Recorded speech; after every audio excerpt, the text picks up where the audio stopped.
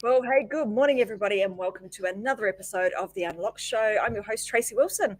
My pleasure to be here with you guys today. I think you are in for an absolute treat because if you've been wondering how to outsmart your competition, not just how to outsmart them, but how to outsmart them, then outsell them and outgrow them, then today's episode is exactly what you're going to be looking for because I've got somebody pretty cool that's going to be joining me on the show or who has joined me on the show today with a name like Stormie Andrews, with a name like Stormie, so hip. I have nothing but to expect something amazing from Stormie, which I know we're going to get. He's the founder of Yokel Local, and that's a bit of a mouthful, I have to say. I've said it a couple of times just to get it right, so I'm not kind of yodeling as I go.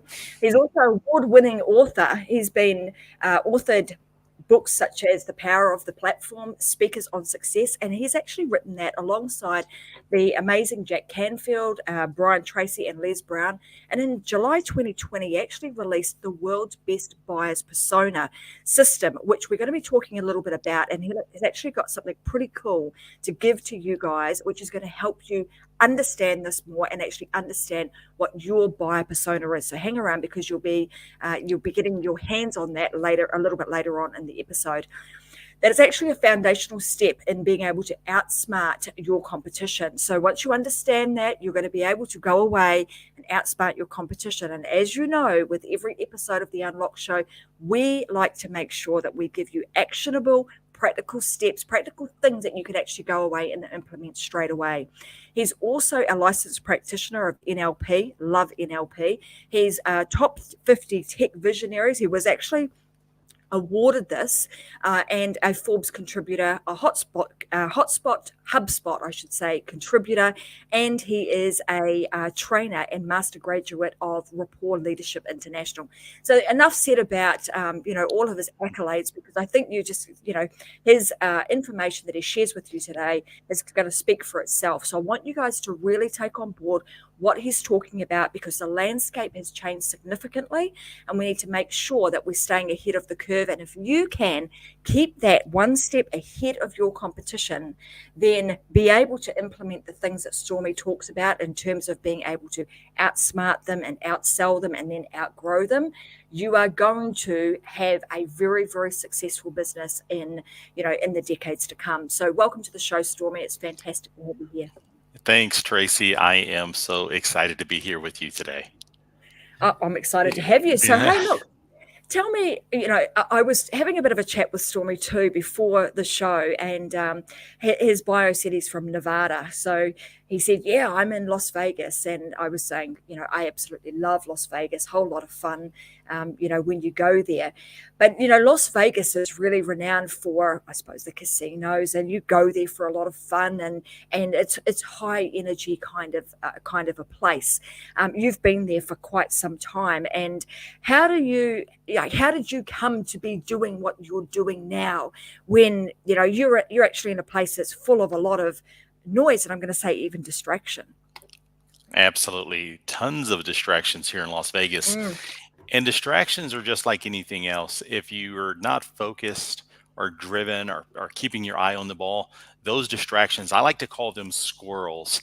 And, Yeah. all too often when people, especially in business, when they don't have plans or systems or processes in place, these squirrels or these shiny objects tend to become the distractions. And in Vegas, you're absolutely correct, Tracy. There are tons of them. And it's interesting because these squirrels, when I'm speaking to businesses, I like to identify the squirrels that are in place. And one thing about these squirrels or the distractions is once you let them into your life, or these squirrels, once you let them into your life and become a distraction, and you're chasing them around, they bring their Mm, friends to the party, which brings more distractions. And yeah. that's not a good place to be. Absolutely. Well, like I just thought it was pertinent to kind of mention that, because in business, we can be faced with a lot of distractions, and like you say, if you allow them in, they tend to bring a load of friends to the party, and then you end up with a big mess or a problem that you have to sort out. Let's talk a little bit about, I suppose, the landscape of business right now, and why it's so important to sort of understand who your competition is, and why it's important to figure out how to outsmart them? Like what's Absolutely. changed and why is this so important in this day and age? Well, one of the reasons it's important is because the sheer amount of noise that's out there. We're bombarded with marketing messaging, Mm, advertising messaging. We're just bombarded with information. And, normally what happens is when organizations approach me, they'll start the conversation something to the tune of wanting to outgrow and outsell their competitors. That's mm, usually where it goes. And it's one route an organization can take if they want to outsell and outgrow their competitors is to outspend them. You can spend a lot of money, put a lot of time, energy, and effort into the, that particular goal, and you may or may not get there.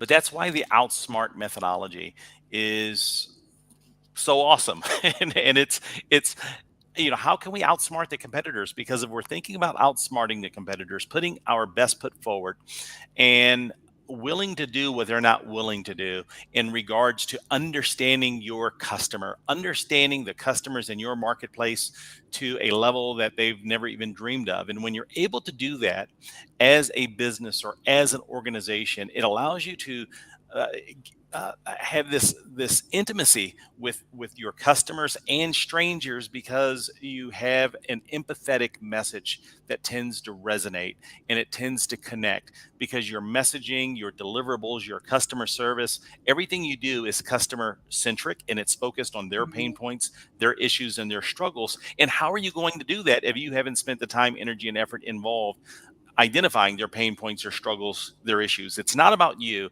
It's not about your business. It's about your customers. And if you can improve their experience based on the knowledge that you gain as it pertains to your ideal prospects, you're going to outsmart the competitors and more people are going to become endeared to you and your brand. You'll end up with more referrals, happier customers, more testimonials, greater awareness in the marketplace, and you will win. It reminds me of that old saying, it's not what you know, but it's who you know.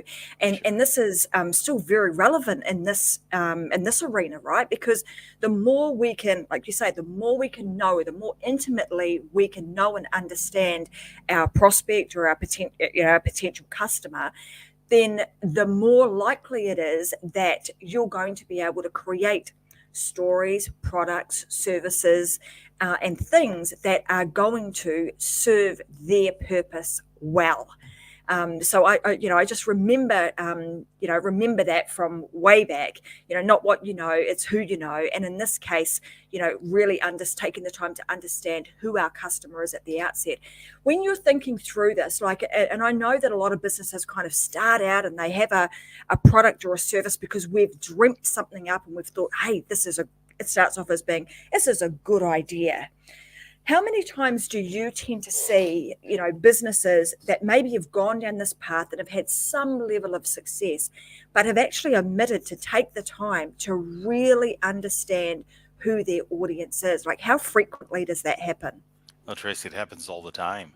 Mm, Unfortunately, with most organizations, they invent something or they develop something. They come up with a new product to the marketplace, which very well very well may be the best thing since sliced bread. That's their belief system.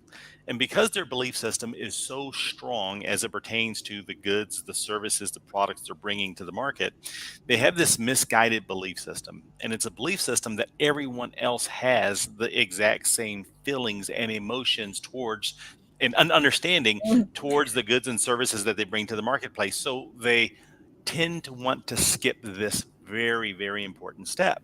They're like, why do I mm. need? They're not thinking of it consciously, but based on their actions, it's more of why do I need to get to know who my customers are? I have the greatest thing ever. See it, and they hold it up, and they're looking for the clouds to part and everything to happen miraculously, and it doesn't happen that way.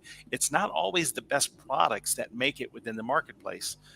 The Usually it's the company that decides to outspend their competitors so this way they can spend lots of money on branding and advertising so people get to know what their product offerings are. But the ones that do it right are the ones that say, you know what, we've invented something, or we have a product or service we want to bring to the market, and we've gotten together with our team and we've identified a market gap.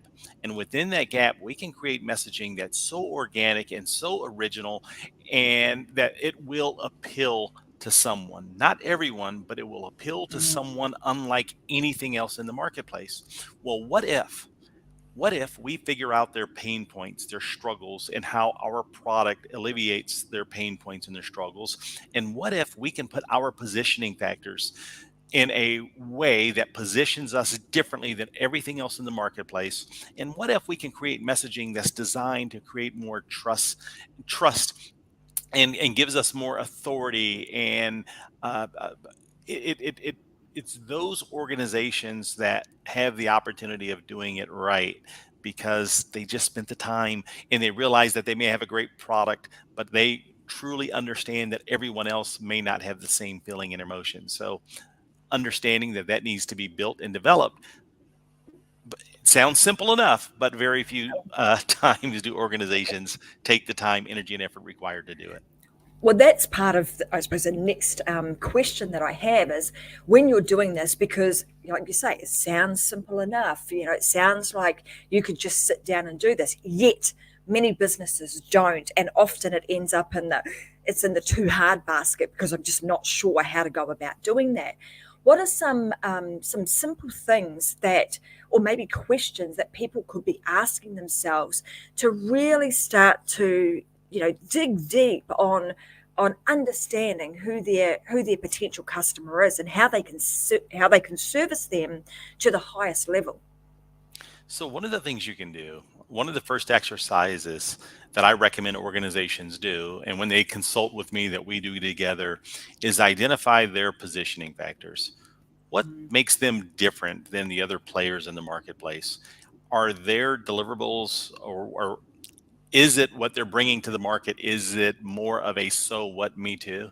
Are they bringing nothing uh, different than the competitors? Or is there something within the positioning factors that really allows the organization to find a market gap and deliver a message that's unlike anyone else? So that's one of the first exercises. Let's figure out what sets you apart from your competitors. Very important. And when I go through that exercise with organizations and we sit in a conference room together and I will ask that question, what makes you different? What sets you apart? I tend to get answers like, well, you know what? We have great customer service, better than anyone else on the planet. And my question would be, well, do your competitors advertise and promote the fact that they have very poor customer service? No, they're going to say the exact same thing. It's a so what, mhm, me too statement. You're in business. You're supposed to have great customer service. So let's eliminate the generic statements that anyone and everyone else can say in the marketplace. So with that information of having your positioning factors, it allows us to look in the market to see if we can use those positioning factors that you and your team have come up with, and find if there is a market gap. Do one of your positioning factors position you in a way that not one of your other competitors are positioning themselves? And mhm, usually that can happen if you spend the time with the exercise. But then mhm, from there, that's really what led into the book, The World's Best Buyer Persona System, where I've come up with a series of questions that you would ask to identify. The first step is, let's identify who your ideal customer is, not just the demographics, because demographics don't make decisions, people do.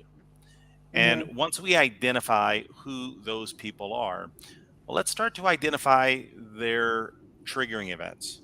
Why would they be in the market for your goods and services now? What would have had to have happened within their life, whether it's in the B2C space or the B2B space? What would have had to have happened in order for them to be in the market for your goods and services now? Once we have that answer, what has happened before then when they became aware, or when they were considering options or solutions for the pain point? What happened then? And when they became aware of their issue, what happened then? So we want to work our way backwards from the time they make a decision or when they're at the decision stage. What if you can start identifying what is going through their mind when they're considering various alternatives and solutions?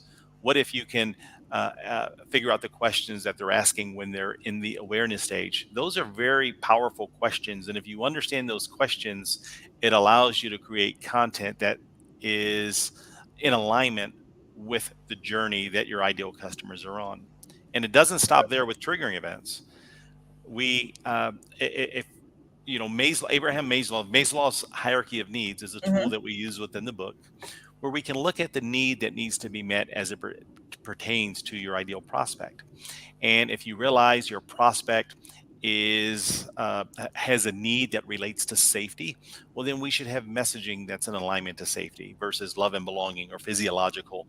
And if you're not familiar with Maslow's hierarchy of needs, you can look it up on the internet. I go over it in Mhm. the book, but it's a very, very powerful tool that helps you understand how people are motivated.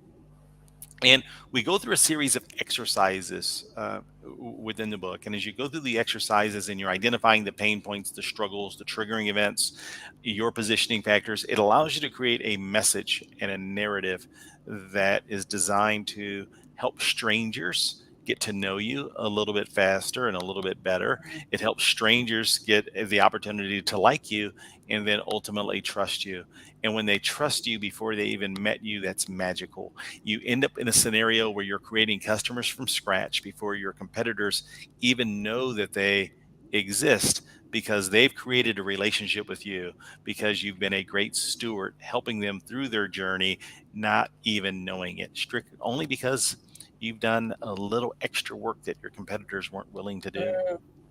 Well, I mean, in that scenario, you then understanding the cycle or the journey that prospect has been on enables you, like you say, to create the narrative that actually speaks directly to the the moment that they are in, or the experience that they are going through at that time, so they can easily identify they're actually speaking to me. That product is for me because that is what I'm going through right now. The other thing I wanted to say, you mentioned the word trust.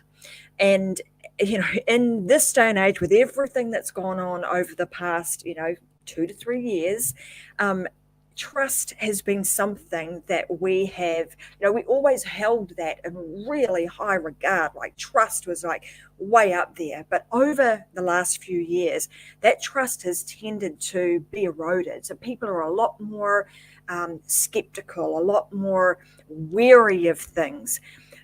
How does one how does a business, and I know some of the things that you've spoken about are extremely important and definitely help with this, but what are some of the tips that people can do to ensure that they maintain that high level of trust and that their audiences maintain that level of trust with them in the midst of everything that's gone on, and the trust sort of being one of those things that has been eroded from sometimes from the top, the highest levels in our society. Tracy, it's super simple, and it comes down to three words, and those three words are help, not sell. Mm, So say that again. I'll say it one more yeah. time. Help, not sell.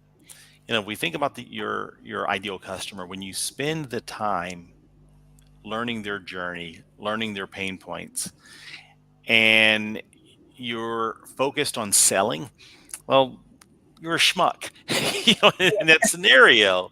Because if you understand their pain points and issues and you go to sell someone when you understand, that's not the thing to do. But if you can help them along the journey, that's how you gain trust. And when they're ready for your goods and services, if you're truly there to help them and you're helping them unlike any other, they'll buy from you, and they'll buy from you when you're ready. And then price isn't even the issue. The Mm, right people, they will appreciate the value that you bring, that you brought to them, that you bring to the market, and they'll buy from you. And not only that, when you do this right and you do it the right way, they'll tell their friends, their families, their colleagues, they'll tell others about you.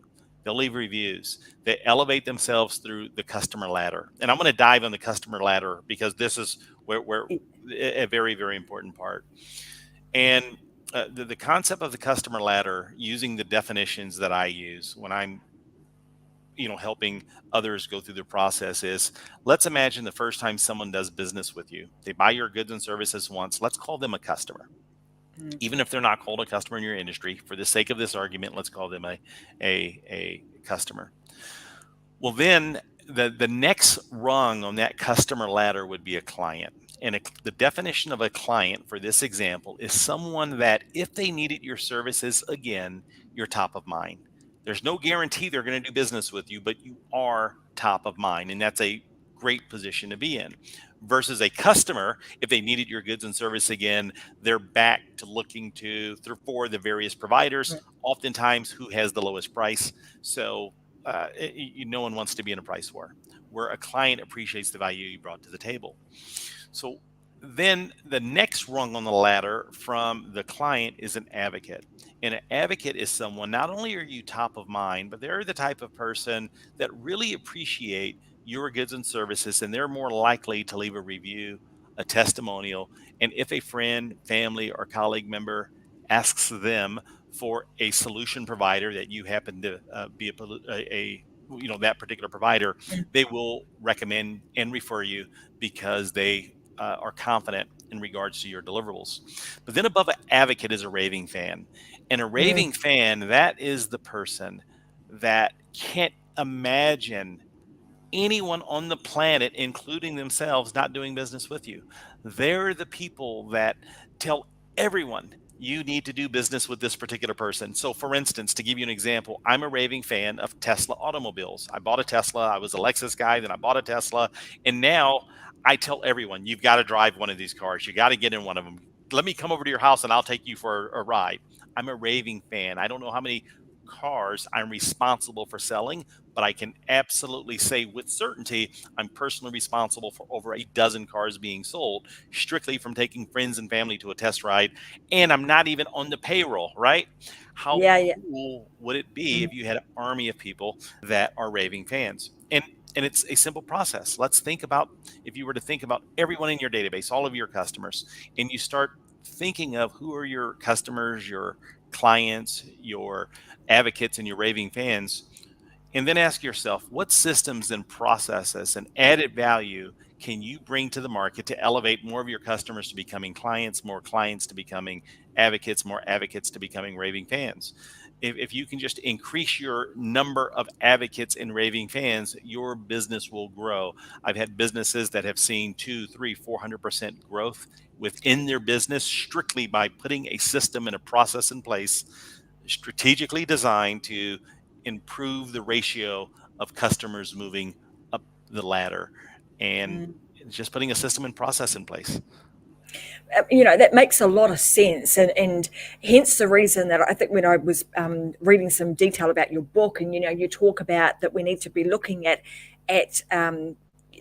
every customer as being like a digital asset, so to speak, in terms of, you know, everyone, if you can ascend them up that ladder and you can get them to the point like you are with Tesla as a raving fan, then all of a sudden you have just multiplied your sales force without having to spend a dime or do anything extra, simply by leading with helping, not selling, and creating the sorts of products and services that really do stand you apart from your competition and serve the audience that you're trying to serve at the highest possible level. So absolutely, I love that. I love that philosophy, that help not sell. I think that's really, a really great philosophy and way to look at things. And if we can continue to do that, lead with value, helping people, what a better world this place would be, right? So, Absolutely. so what are some of the like in terms of, there's a lot of marketing, right? There's a lot of marketing information out there. What do you see some of the some businesses, like the biggest challenges or things that mistakes that most businesses make when it comes to marketing? I'm going to break it into three parts when it comes to marketing. And I want you to think of these three parts are three pieces to a puzzle. Mhm. And when you think of these three pieces, if you want your marketing to be successful, you have to have all three pieces to the puzzle. If you're missing one, and I can tell you, Tracy, that most businesses are missing one of these, and it's just one puzzle Mhm. piece, that it's preventing them from having the success that they should have. So let's talk about the three puzzle pieces, and then let me identify what a business looks like when it's missing any one of the three. Fair enough? Mhm. Is that Let's okay? Then do it. that's what we'll do. So the three puzzle pieces, and if you're listening to this, write these down. The first puzzle piece is a documented journey. You have to have a documented journey. So what's a documented journey? Just think of it as your marketing strategy. What are you going to do? How are you going to do it? And you need to document it on a sheet of paper. That's really, really important. This way you can share that documented journey with others, and it acts as your roadmap. So you have to have a documented journey, first piece of the puzzle. And the second piece of the puzzle is you have to identify what success looks like. You have to identify your Mhm. KPIs. What does a win look like? What does a loss look like? Oftentimes I see businesses, they may have a documented journey, but they haven't identified what wins and losses look like. So they're staying busy. They don't know if they're winning and losing. So you have to identify what your KPIs are, what your success Mhm. looks like. That's the second piece of the puzzle. So what do we have so far? Documented journey, and then we have your KPIs. The Mhm. third piece that you need to have are your tools and tactics. What tools and tactics do you need to execute the documented journey and to achieve your KPIs? So those are the three pieces of the puzzle. Now, Tracy, let's in the audience, what happens if you're missing one of the three? And let's see if you can identify if your business falls into one of the three. Let's say if your business has a documented journey, and you have let me just think. Let's say if you have you have your documented journey, and then you have your uh, tools, and I mean you have your tools and tactics, but you don't have your um, um, you don't have a KPIs. definition of, you don't have your KPIs. In that Mhm. type of scenario, I like to think of businesses like that are more stuck in the mud, right? They know where they want to go, they know how Mhm. they want to get, where they want to get to, but they're just stuck in the mud. It's not moving. And so and if you're stuck in the mud, there's a good indication of what you're missing. And let's say if you have your tools and tactics, you have your KPIs, and and you're missing your documented journey. Scenarios like that, I consider businesses more of a one-hit wonder, or a business that's wearing a paper crown, because sometimes they get lucky, and they may have had a Mhm. campaign that has had success, and they believe they're doing everything right, but they may have gotten lucky, or they never have gotten lucky. So I like to call them one hit wonders, because they haven't achieved their level of success. And then if you're missing uh, the you know what, I think I I got so excited when I was talking about these, I mixed them up a little bit, because if you're missing the documented journey, what happens there is that's when you introduce the squirrels into the equation. Yeah. So when you don't have the documented journey, what happens is you're like, ooh, there's another distraction. There's another distraction. There's another distraction. So you have to have all three of those. And if you're missing any one of the three, it inhibits your ability of having success. And I believe that's one of the biggest problems with most businesses. So now what happens is, let's say if you have all three, what do Mhm. you do next? Well, then, in order to have an effective documented strategy, in order to know what tools and tactics you should be using, and in order to have proper KPIs, I think it's important to understand more about your customer. That's where the world's best buyer persona comes in. And I put the world's best buyer persona, I like to think of it as a hub to your marketing wheel, your marketing and success wheel. And Mhm. that's another concept, if you're okay with it, I like to introduce, Mhm. Please do. because the marketing success wheel is a different way of looking at your marketing. All too often, when I meet with organizations, they're they feel that that marketing and advertising is this 800-pound gorilla, because they're looking at it Mhm. in its entirety. And if you look at it in its entirety, it can be very, very intimidating, even for the most seasoned marketers, not knowing what to do next, should I do, what shouldn't I do, instead of just throwing money at everything. So if you have your pen and paper ready, you write these items down. And the first thing I'd have you do is on a piece of paper, draw a circle. And when you draw a circle, then you want to draw a line in the middle of the circle. Let's cut it in half.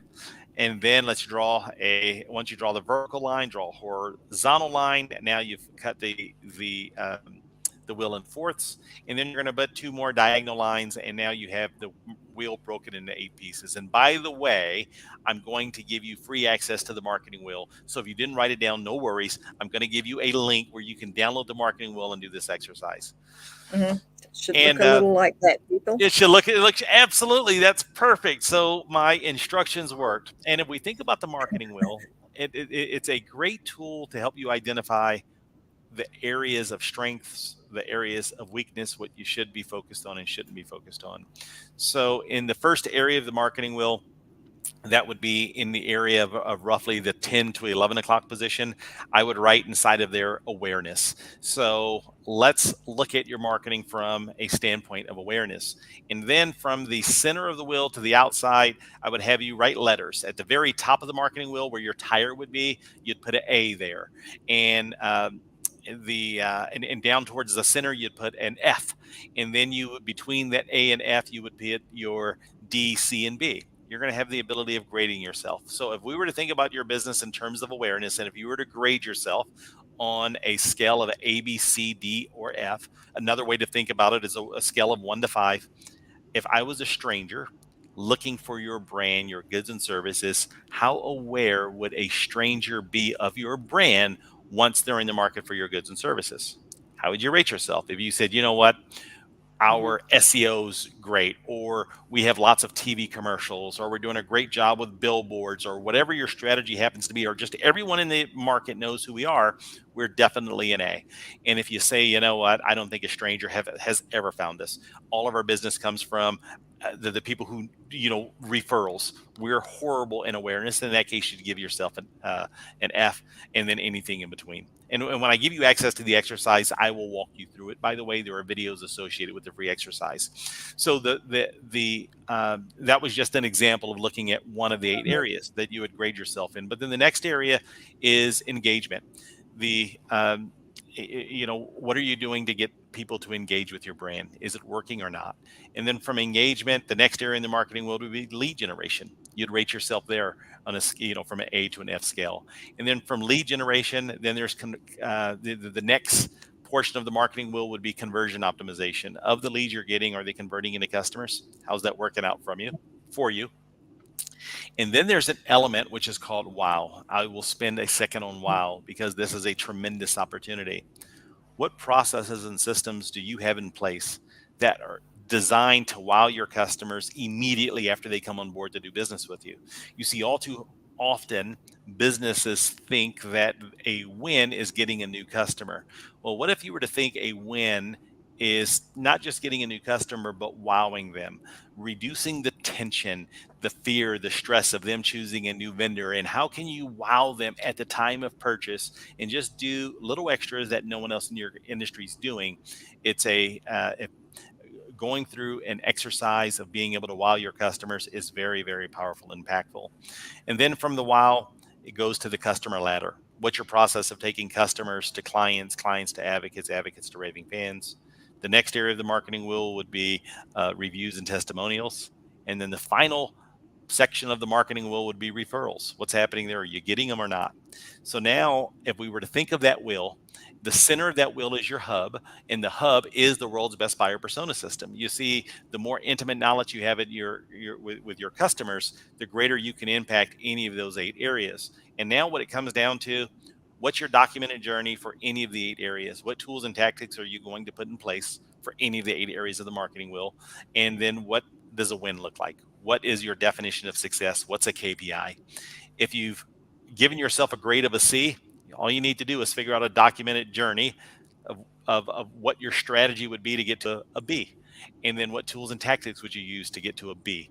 And then what does a B look like? You have to identify it. You do that across each of the 8 areas. You focus on one at a time, and you will win at this thing called marketing.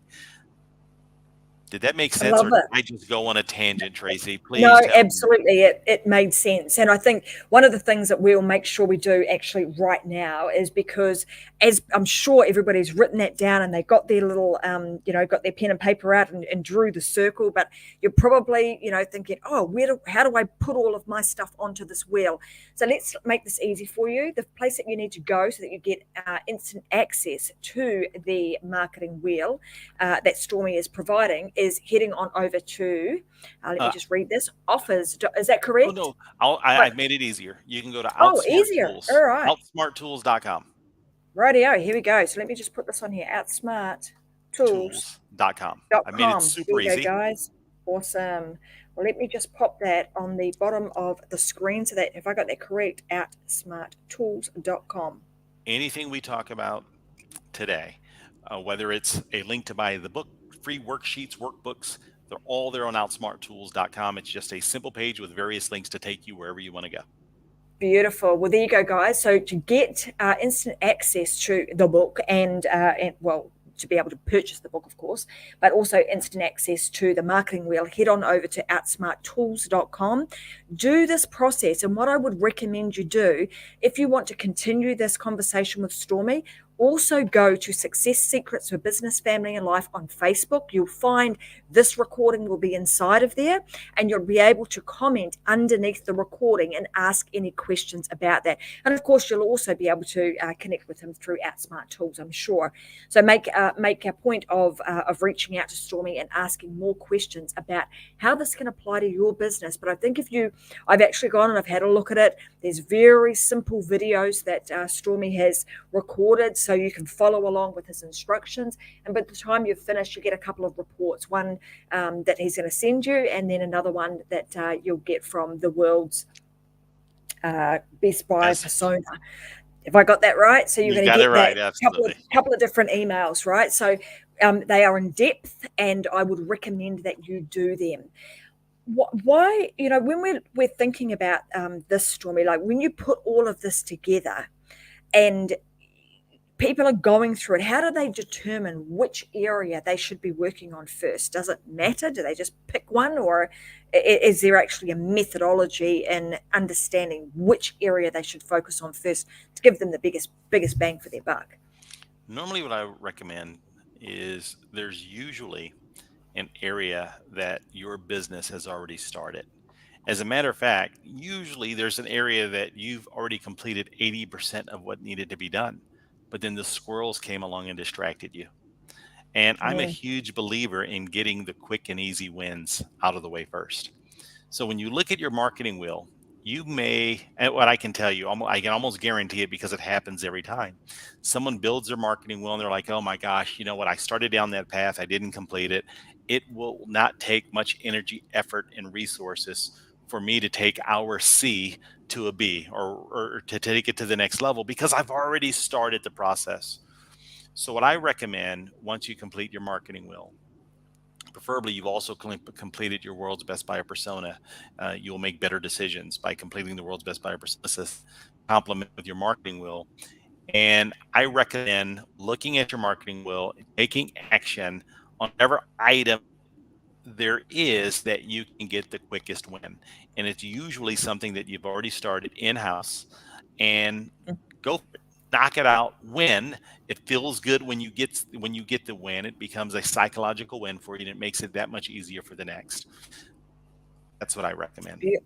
Beautiful. So tell us more about, some of the philosophies that are inside of the book. So we've talked about, really understanding our customer, and we've talked about the marketing system.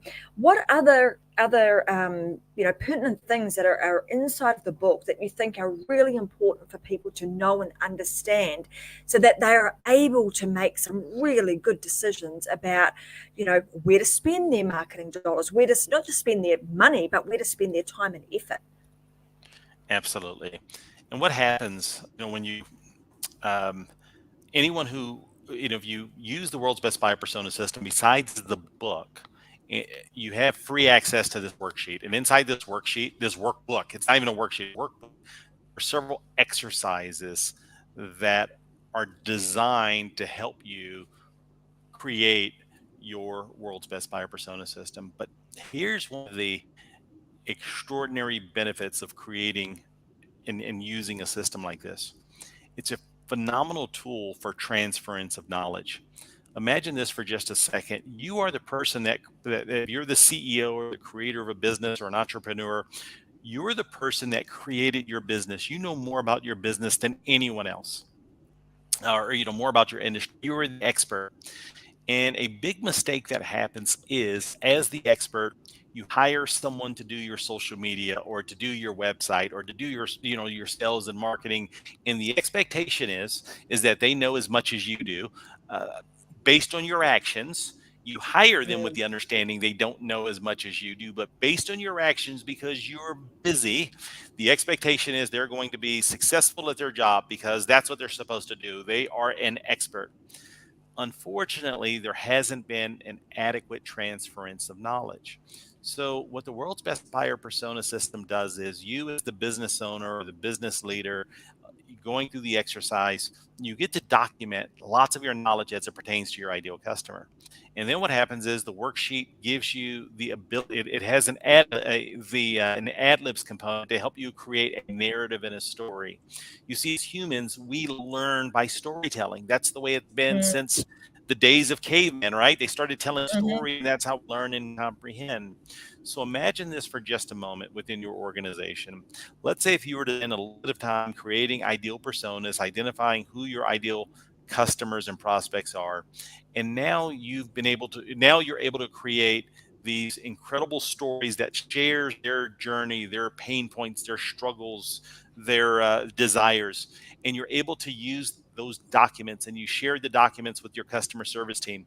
Do you think they're going to have more empathy as it pertains to your customers? Absolutely. And if they have more empathy, do you think you'll have better customer service and satisfaction? Absolutely. And if you were to share the document with your sales team, do you think they're going to have a better understanding of your customers and their pain points and be more effective at their sales process? Absolutely. Now, let's say if you have a marketing team, whether it's in-house or you're using an agency, and maybe you're running TV commercials or radio commercials, you're able to share this document with anyone and everyone associated with your organization that's customer facing, and you're giving them the transference of knowledge so they can understand your customers as well as you do, and have far superior deliverables, and everyone's working synergistically without you having to have a mm. million meetings, because everyone's working off the same playbook. They're working off the same game plan. Imagine this for just a moment. Any professional organization, if we were to use a football, American football or soccer, uh, uh, and imagine if everyone on the team, you had a different playbook and a different, and they're expecting to work together. It doesn't work that way. Being able to share that playbook and that understanding and the synergy that comes from that with your team is incredible. And it's just an invaluable tool that you can implement. Just that synergistic component could take your business to new heights. Even if your world's best buyer persona was marginal, at least you were able to give a transference of knowledge and gain some synergy from it.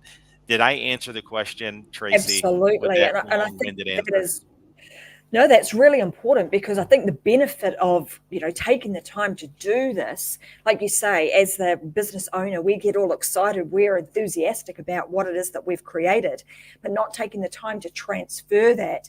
The person that's coming in, they're enthusiastic about what they know and what they do.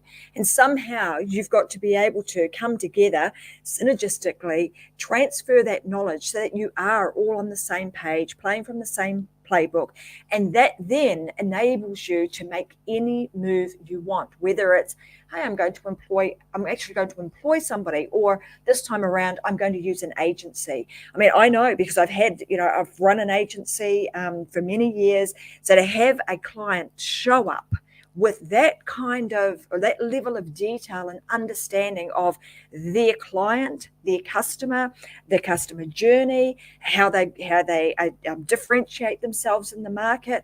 I mean, just it would be phenomenal to have somebody be able to show up with that, because as an agency owner, you're then able to make much more informed decisions about and provide advice to that customer from a level and a point of view of knowing, not just kind of guessing and trying to understand and hoping that that today they transfer the knowledge in the same way that they had 3 or 4 years ago when they were enthusiastic about their business. Because emotions tend to it's one of those squirrels, right? They tend to step in, things happen in the day, and all of a sudden the way you felt about your business 3 years ago when you started out, you feel a lot different about it today. So I think the sooner you can sit down and take the time to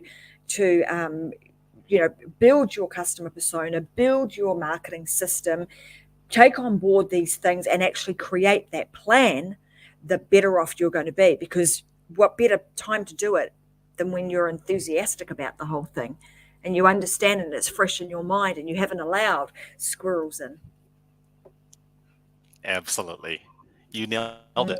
Mm, And that was the reason for this. Being an agency owner myself, Tracy, I have so much empathy for you because we were dealing with the same thing. When clients mm, approached us, regardless of their industry, their expectation was, you're the expert, you should be able to do this. And we made the mistake of charging ahead with a lot of busy work, of just doing the best that we could do. And as I started building the world's best buyer persona system and we started to implement it and we were able to get that transference of knowledge, our deliverables were far superior. And, mm, and that's why I created the system. So this way, other agencies and other marketers, whether you're an agency using this system to grab the information from your prospective clients, or you're the marketer within an organization, being able to sit with the owner of the company or executives and take them through a process in regards to transference of knowledge. What it does is, from the executive or the business owner standpoint, it lets them know that they have the right person. So now in May's Laws of mm, Hiring Good Needs, we've met safety, because when they hired you, mm, they wanted a safe decision, like this person's safe because no one's taken me through this. It also mm. lets them know if they've done this marketing stuff before, maybe this is the reason why it didn't work. And it wasn't necessarily that the other person was bad. It was just that uh, there was no transference of knowledge. Now we have a process of doing that. Now we're able to put systems and processes and KPIs. We're able to get everyone on the same page, and it makes for far more efficiency. Yeah, I mean, you're going to get a much better result all around. And then when you overlay like that, the documented journey, the KPIs, and then utilizing those tools and tactics. And if you are using an agency, well, it makes it a lot easier for them to be able to deploy the right tools and tactics because they have the other information at their fingertips. So I think that's extremely important. Just before we do wrap up today, I know there's been some significant change over the last couple of years with COVID and what have you, and the way that businesses are shifting and pivoting and trying to find new ways of being able to market themselves. Why is it so important now? I'm going to say kind of post COVID, that we actually start to modify our marketing message. Like, what's actually taken place that you've seen that requires a modification of messaging? The world has changed, and Mm, the world is comprised of people. The people have changed, their motivations, their their belief systems, their action beliefs, their inaction beliefs. What, prior to COVID, what motivated your customer to take action, there's a strong possibility that their motivations have entirely, have shifted. It's changed. mm, And if you have the same old messaging geared towards the person from 2019, even if it was a very, very small shift, not understanding that shift over a period of time, if I were to shoot an arrow at a tree and I am able to get a bullseye, and if I'm able to move the arrow just over 2 or 3 degrees, the further the tree is away from me, the further the arrow misses the mark. So let's say if you may be saying to yourself, you know what, Stormy, my customers haven't shifted or they haven't changed much. Okay. Well, because you threw the word much in there, maybe they've only shifted 1 to 2 degrees. Use a tool like this to find out where that shift has taken place in regards to the 1 to 2 degrees. So this way you're realigning your message to where they're at. Having the expectation that they realign themselves to where you're at is a huge mistake. So you use a tool like this to realign because the world has changed, the world has shifted, and it would be irresponsible of you not to even consider that and look at how you can change your deliverables, your messaging based on the realities of the world today. Mm. Absolutely. Which then brings me to the next thing, which is, this is an ongoing process, right? It's not a It is. do it once, set it and forget it, because the one thing that we know for sure is that there is constant change. And so understanding, are there external influences that have actually changed your buyers' behaviors, their thought patterns, their beliefs, all of these things? Are there external things that are actually you know causing change there? So just doing this on, and I would say, I mean, I don't know if you've got a specific time frame that you would recommend people just go back and readdress, and even just adjust or review their plans. On how frequently do you require them to, or recommend that they do that? Well, there's no requirement, but there are recommendations. And remember, when you complete the world's best buyer persona, the cool thing is you're putting it in a story format. You usually end up with a Mm. Google document that's anywhere from uh, 4 to 6, 3 to 6 pages. And what if once a quarter you pull that document out on your various personas and you read it, and then you ask yourself, is this still in alignment with their ideal clients? And, a quarter will come around where you will want to change the buyer persona based on new information that you have. It always happens. When I dive in and read the buyer personas, I'm like, you know what? There has been the story has changed. I don't need to go build a new buyer persona. I just need to change the story. So I'm changing a few paragraphs or sentences within the document. And now that becomes my new document. When I read it again the next quarter, I may change a few other elements based on the new dynamics in the world. And when you stay on top of it in that regard, it's a pretty easy process. It allows you to review and if you've lost touch with the pain points and the struggles, if you lost touch with the empathetic elements of your customer, it brings you right back in place. Yeah, I love that. Well, look, I want to make sure that we remind everybody where they can go to get, because I think this is an amazing tool that, Stormie is making available to everybody today. So I want to make sure that everybody gets an opportunity to head on over and grab a copy of it to Yeah, outsmarttools.com. So head on over there, and then you'll be able to sort of, learn a little bit more. Stormie's going to transfer his knowledge of absolutely. this process with you. He'll walk you through step by step of how to use the marketing wheel. And then if you so wish to, I'm sure that there is other opportunities for you to be able to get your hands on the book and some of the other amazing tools and advice that he provides to clients. If you decided that you wanted to work with him or his team, I'm sure over at outsmarttools.com you'll find out how to do that. Before we What I round out today's, Stormie, is there anything else, like if there were one piece of advice that maybe you could have even given yourself as a business owner? Like, think back, I'm talking, let's take you back to your teenage years. What piece of advice would you have given yourself about business and life? Wow. If we go back to my teenage years, I would have Hmm. given myself the advice that I didn't know anything. You see, as a teenager and as a youngster, probably until my 30s or maybe mid to late 20s, I thought I knew everything. And the problem with that was I had a low teachability index. Because I knew everything, there was nothing for me to learn.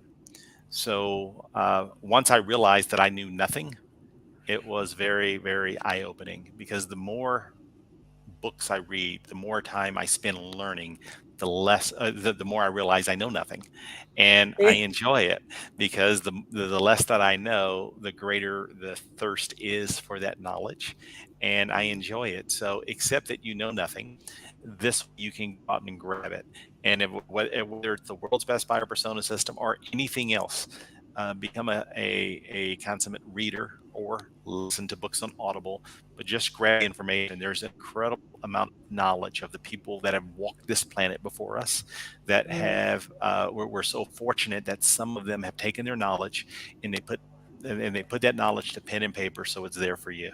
And you don't need to invent and reinvent the wheel. Someone's probably put it on a pen and paper, and I would seek out that knowledge and apply it. I love that. And you're right, having that thirst for knowledge is super important. And like the older we get, the more you realize you don't know. You think you thought you knew a lot until you realize you don't know much at all. And then then that thirst for information, knowledge, but not just that, then being able to actually take that knowledge and implement it in some way, shape, or form. And that's what the Unlock show's about, guys. So today we've gone through some amazing stuff. Stormie has really brought to the table some opportunities for you to take control of your business and be able to outsmart and outplay your competitors. And I want you to make sure that you take those on board and you actually do something with it by heading over to outsmarttools.com. I'm going to see you guys again. As you know, we have the Unlock show twice a week. So Wednesdays and Fridays, 10 a.m. Brisbane time. I'm going to be back with some more actionable information for you guys on Friday with another episode of the Unlock show. But I want to say thank you so much for Stormie for being a fantastic guest. I'm looking forward to reading the book and going through the entire process. And I may even just come back and give you guys a bit of a review on one of the shows and let you know how we went, and potentially even have Stormie back at some other time and we can talk a little bit more about the findings. What does he actually see? Maybe I'll be a bit of a guinea pig and allow him to to put me on the spot and ask some pointed questions. But anyway, thanks so much for being here today. It's been fantastic having you as a guest. Love our listeners that tune in every single week, and I hope that they continue to do so. We appreciate you guys. And like we always say, you want to make sure that you go and live your life unlocked, because there's just no other way. Don't know if you've got anything else you want to sort of wrap up today's show with, Stormie, but it's been wonderful having you here. Absolutely. I had a blast. And I don't think I mentioned, but on Outsmart Tools, if you want to get a copy of the book, there's a link there for the book or the Audible and the worksheets. Everything's there. And I had a blast with you.